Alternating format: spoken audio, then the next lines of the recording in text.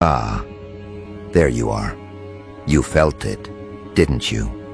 That strange pressure behind your thoughts. That moment where a passing idea lingered a second longer than it should have. That split second where you realized your mind isn't just wandering lately, it's building. Welcome to the phase nobody warns you about. Not because it's rare, but because most people don't survive it consciously. Right now, you're not just thinking, you're loading something. And the universe is listening way more closely than usual. Which is not comforting. It's fascinating, slightly unhinged, and potentially disastrous if you keep pretending nothing's different. They're not watching you yet. That comes later. What's happening now is quieter. Your thoughts are behaving like instructions. Your emotions are acting like requests. Your casual what-ifs are being treated like commitments. That's why you've been feeling that low-grade tension. Not panic, not excitement, but that eerie sense that something is leaning forward behind the curtain, waiting to see what you'll do next. This is the part where people accidentally create problems and then swear it came out of nowhere. This is also the part where others stumble into breakthroughs and claim they just got lucky. Neither group is telling the full story. Let me ask you something uncomfortable. What have you been mentally rehearsing lately? Not the polished optimism, not the thoughts you'd admit out loud, the real loops. The ones you replay when you're tired, distracted, or alone. Because right now, those loops aren't harmless. They're fertile. They're gaining momentum. They're testing how much reality is willing to bend to accommodate them.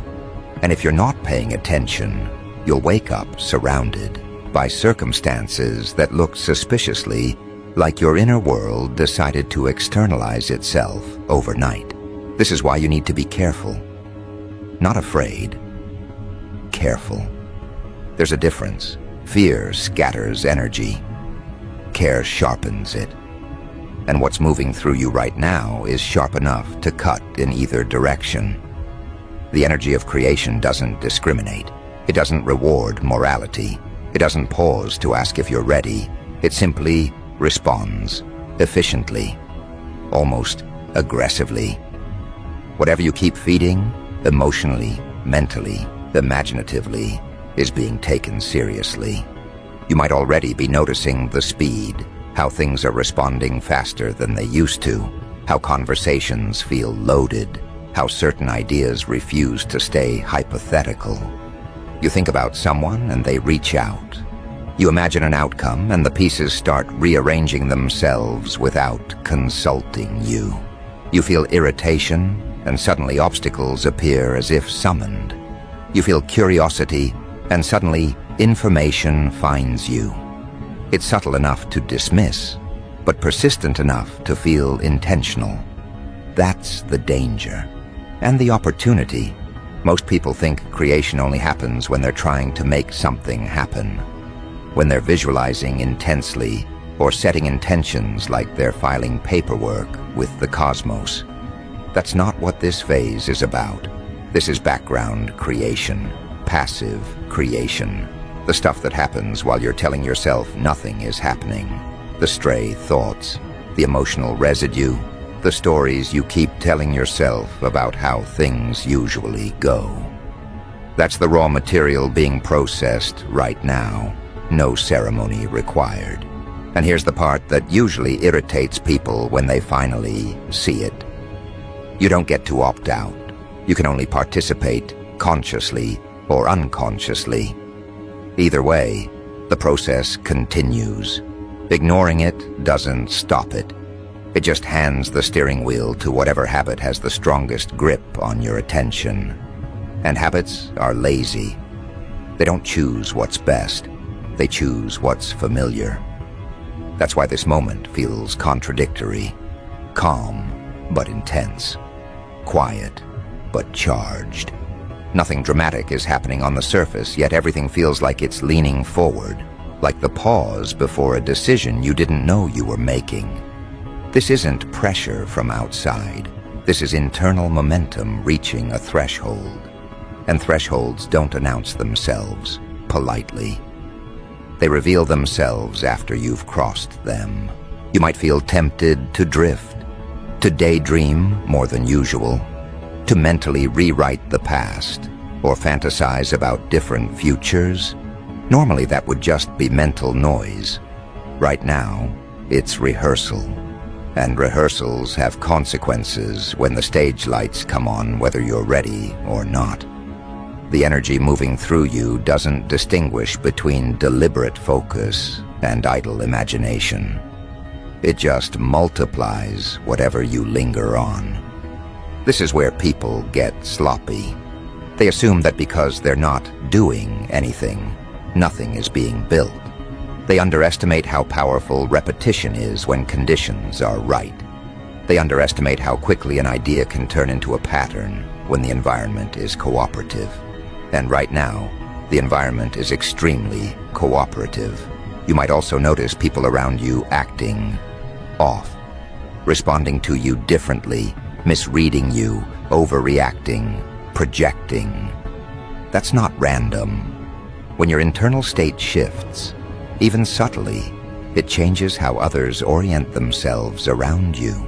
Some will be drawn in, some will get irritated, some will suddenly reveal exactly where they stand without meaning to. You didn't cause it, you just triggered visibility. And here's the darkly funny part. You're not being asked to do more. You're being asked to stop feeding the wrong things. Which sounds simple until you realize how much of your inner life runs on autopilot, how often you revisit frustration out of habit, how quickly you assume disappointment, how easily you rehearse outcomes you claim you don't want. During low energy periods, those habits take years to materialize into consequences. Right now, they're on fast forward. This is why people experience sudden turns during phases like this. Sudden success, sudden chaos, sudden clarity, sudden regret, same energy, different focus. Creation doesn't care what you call it. It just responds to what you keep alive. If you're feeling restless, that's normal. Restlessness is often the first symptom of unused potential, realizing it has leverage. Something in you knows it has influence right now, and it doesn't want to waste it.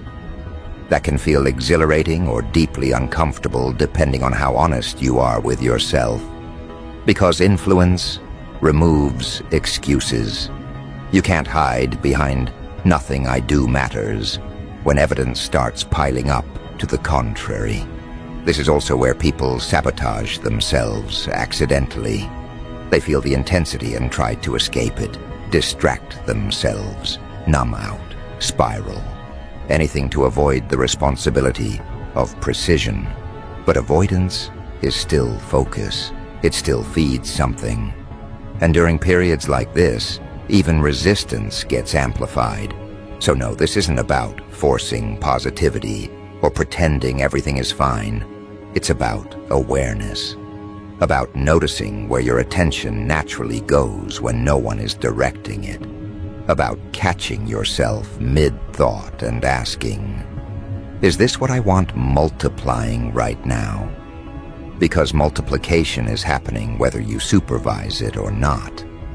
And here's the part that separates people who ride this wave from people who get dragged by it.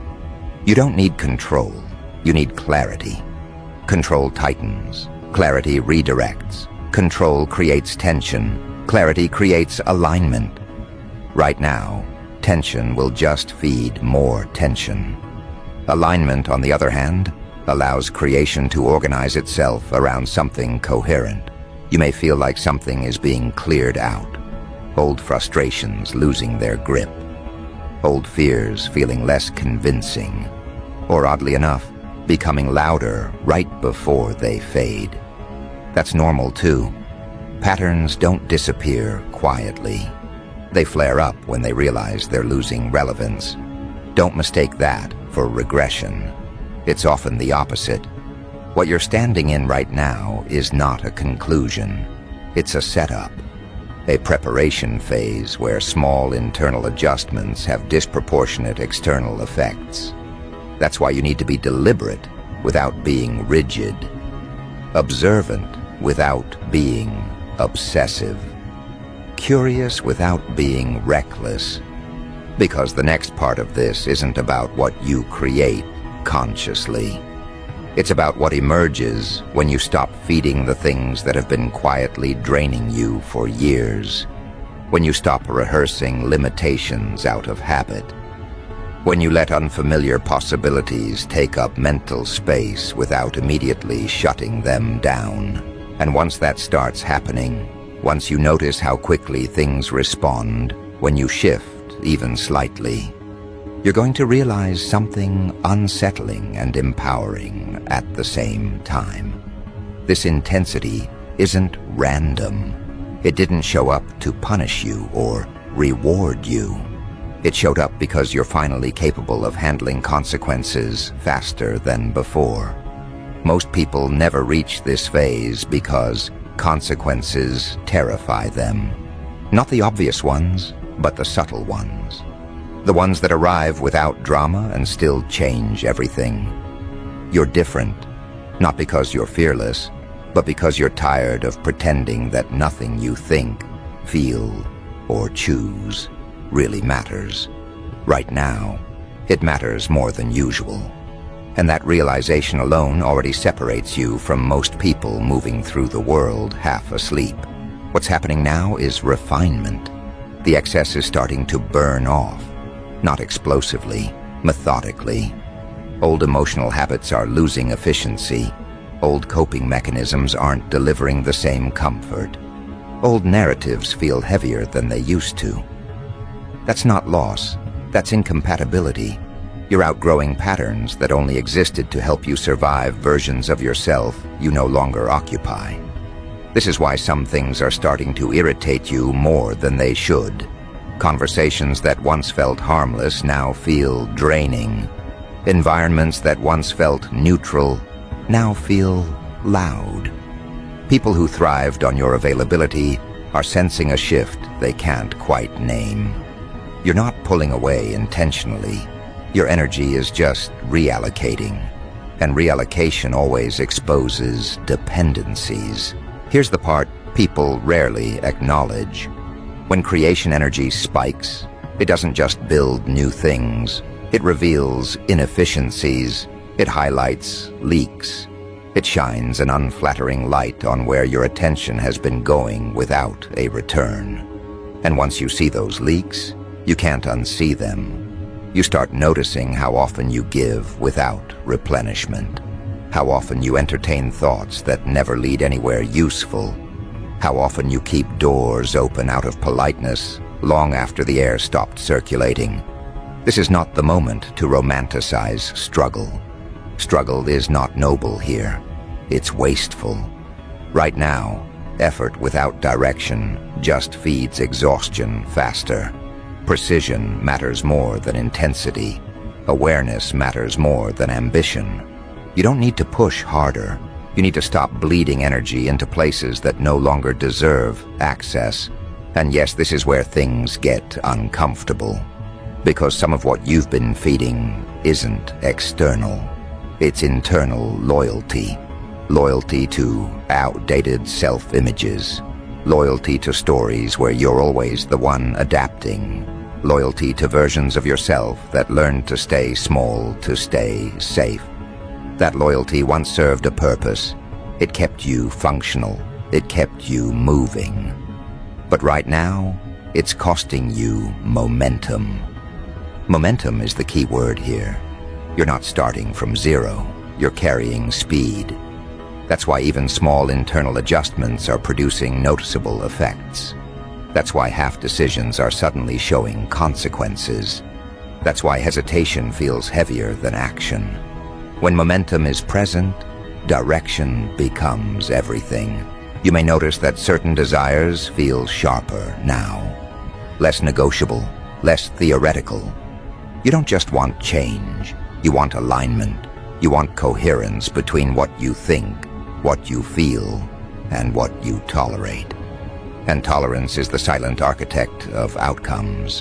What you allow repeatedly becomes structure. What you excuse becomes expectation. What you delay addressing eventually demands attention at inconvenient times. This phase is ruthless in a quiet way. It doesn't attack you, it exposes you. It shows you where your words and your inner behavior don't match. And the exposure isn't public, it's internal. You feel it as restlessness, as irritation, as a sense that something is off even when everything looks fine on paper. Pay attention to that feeling. It's not dissatisfaction, it's calibration. Something in you is adjusting its standards. And once standards rise internally, reality has no choice but to respond eventually. The timing is unpredictable. The direction is not. You might also find that opportunities feel different now. Less shiny, more weighted. You're not drawn to everything that promises growth. You're drawn to what feels clean, what feels precise, what doesn't require you to abandon yourself to participate. That's discernment sharpening. And sharpening tools can cut you if you're careless. This is why you need to slow your reactions without slowing your awareness. Snap reactions right now can lock in paths you didn't intend to walk long term. Pauses are powerful here, not avoidance. Pauses, the kind that let you feel whether something expands you or just stimulates you temporarily. Temporary stimulation is seductive during high creation phases. It feels like progress. It feels like movement. But stimulation without alignment burns energy fast and leaves very little behind. Alignment, on the other hand, feels almost boring at first. Calm, clear, undramatic, until you realize how much ground it covers quietly. You may be tempted to test this energy, to poke at it, to see how far it goes. That's natural. Curiosity is part of the process. Just understand that experimentation carries more weight right now. Small experiments can snowball quickly, which is exciting and inconvenient, sometimes simultaneously. Notice how your internal dialogue is changing, not louder, sharper. You're catching yourself sooner, interrupting old spirals mid-sentence, questioning assumptions you used to accept automatically. That's not self-doubt, that's self-audit. And audits are how inefficiencies get eliminated. This is also why sleep, dreams, and idle moments may feel more vivid. When conscious distractions quiet down, background processing takes the lead. Insights arrive sideways. Solutions show up without formal invitations. Don't dismiss them because they didn't arrive through effort. Effort is not the only currency here. The mistake people make in phases like this is trying to define everything too quickly. Labeling, categorizing, explaining. That urge to box things in is a control reflex. Control reduces uncertainty, but it also reduces potential. Right now, potential thrives in space, in allowing things to develop without immediately forcing meaning onto them. You don't need to understand everything that's happening to cooperate with it. You just need to notice what feels draining versus what feels stabilizing. Notice what requires you to shrink versus what allows you to stay intact. Notice what you feel compelled to chase versus what seems to meet you halfway. That distinction matters now more than ever, because chasing creates friction, meeting creates flow.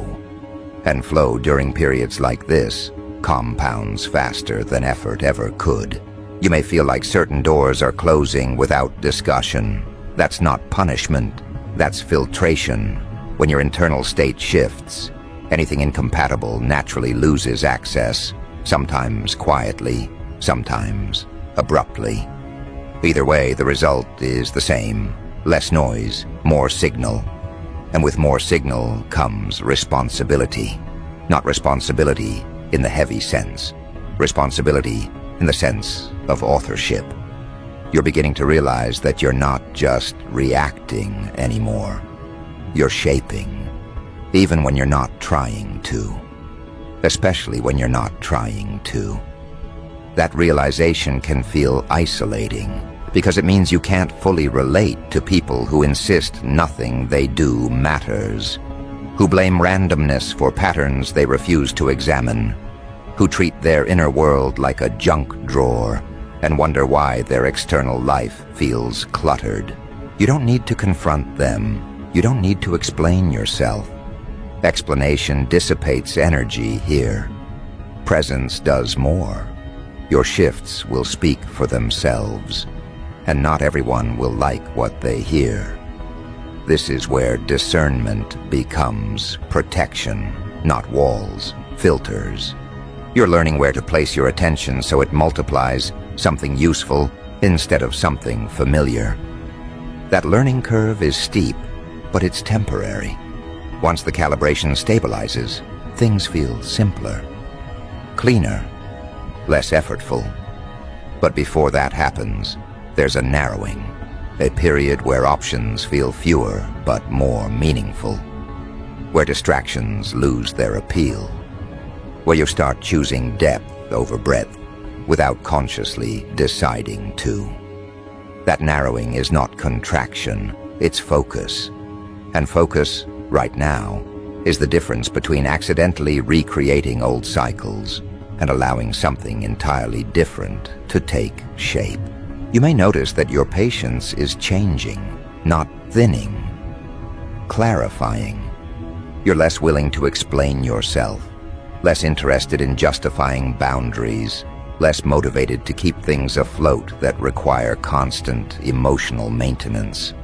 That's not coldness, that's efficiency. And efficiency is a natural side effect of heightened creation energy. Waste becomes intolerable when output accelerates. This is also where guilt tries to sneak in, wearing familiar disguises.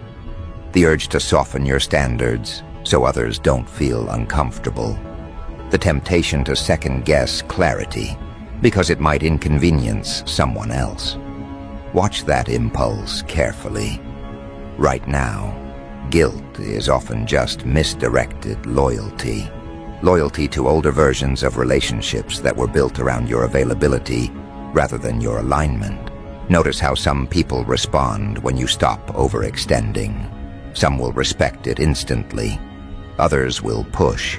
Others will suddenly become dramatic, confused, or distant. None of those reactions require your correction. They're information, clean, unfiltered data about who is benefiting from your diffusion versus who can meet you at your current level of focus.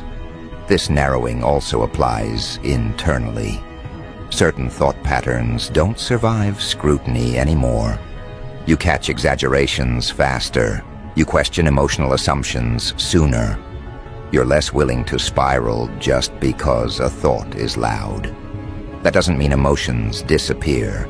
It means they stop running the entire operation unchecked. And here's something most people misunderstand. Focus doesn't make life rigid. It makes it responsive. When your attention isn't fragmented, you can adapt faster. You can pivot without panic. You can notice subtle shifts before they become crises. Fragmentation, on the other hand, creates the illusion of flexibility while actually slowing everything down. Right now, you're becoming more responsive by becoming more selective. That's why your tolerance for nonsense is dropping. That's why forced conversations feel heavier. That's why environments that don't support clarity feel draining almost immediately. Your nervous system is recalibrating to efficiency, and inefficiency feels like static. You might feel a strange combination of calm and urgency. Calm because you're not scrambling. Urgency because you can feel momentum building and you don't want to misdirect it. That combination is rare, Most people only feel one or the other. When both are present, it means something is lining up internally that hasn't before. This is also where people often ask the wrong question. They ask, "What should I do?" That's a low-quality question right now. Action will reveal itself naturally once focus stabilizes. The better question is, what am I still feeding that doesn't belong in the next version of my life? That question removes more obstacles than any action plan ever could. Because creation energy doesn't just add, it amplifies. And amplification without discernment magnifies clutter just as easily as it magnifies progress. If your internal environment is crowded, things feel chaotic fast. If it's clean, things organize themselves with minimal effort. You may notice that some desires you thought were essential are quietly dissolving, not with drama, with indifference. They simply don't grip you the same way. That's not loss, that's recalibration. Desire isn't disappearing, it's refining, becoming less about compensation and more about expression. This is why chasing feels wrong right now. Not because ambition is bad, but because misaligned ambition wastes too much energy. What feels right is attraction without strain. Movement that doesn't require you to override your instincts to maintain it. Progress that doesn't demand self-betrayal as an entry fee. You're also learning the difference between pressure and pull. Pressure feels urgent, but draining. Pull feels calm, but persistent. Pressure screams. Pull doesn't need to. During this phase, following pressure leads to exhaustion. Following pull leads to unexpected efficiency. And yes, this can feel lonely at times. Not because you're isolated, but because fewer things resonate deeply. Surface-level engagement loses its grip. You're not interested in being everywhere. You're interested in being effective. That shift alone changes your entire relationship with time. Time starts behaving differently when focus sharpens. Hours stretch or compress, depending on alignment. Tasks that used to feel heavy move faster. Things that once filled your day lose their hold. You're not managing time anymore. You're allocating attention, and attention is the real currency here. Be mindful of what you consume during this period. Not just media, but conversations, environments, emotional exchanges. Consumption is creation's quiet partner. What you take in influences what you produce, even if you don't notice it consciously. Right now, influence travels fast. You don't need to eliminate everything. Extremes create backlash. What matters is awareness. Noticing how you feel after interactions. Noticing whether something stabilizes you or scatters you. That feedback is reliable right now. Trust it. You may also find yourself less interested in explaining your internal process to others. That's wise. Some things need time to solidify before they can be articulated. Premature explanation diffuses energy. Let your changes become undeniable before they become discussable. This narrowing phase doesn't last forever. It's transitional. It's the compression before expansion takes a new shape. Think of it as a period where loose ends are being quietly removed, so momentum can move cleanly forward. It feels restrictive only if you're still attached to noise. Once focus stabilizes, creation becomes less volatile and more intentional. But you're not there yet. You're in the calibration window, where attention is powerful but still sensitive, where habits are being rewritten, where small choices carry disproportionate weight. This is why awareness matters more than confidence right now. Confidence without awareness becomes reckless. Awareness without confidence becomes hesitation. You're learning to balance both, to act without rushing, to pause without stalling, to choose without second-guessing.